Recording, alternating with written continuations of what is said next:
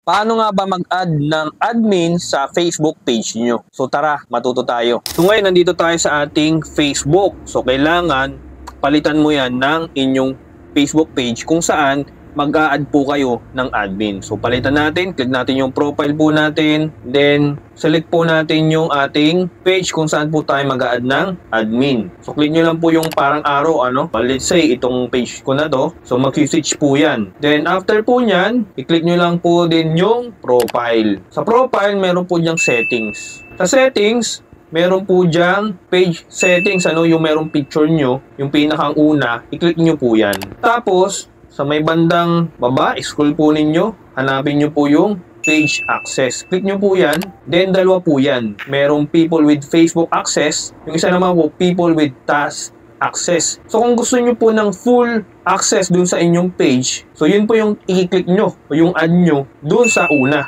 Pero kung ayaw nyo naman po, yung pangalawa. So ngayon, let's say, gusto mo ng full access yung tao dun sa page mo, click nyo po yung add nyo sa taas, then next, then i-search nyo po yung pangalan, let's say yung sa akin din, yan, then select nyo po kung alin po yung gusto nyo, then nakalagay po dyan, allow this person to also have full control. So pwede nyo po yung switch on, pwede namang hindi, pero kung gusto nyo na full access, yan, i-on nyo po. Then, give access sa baba. Click nyo po yun.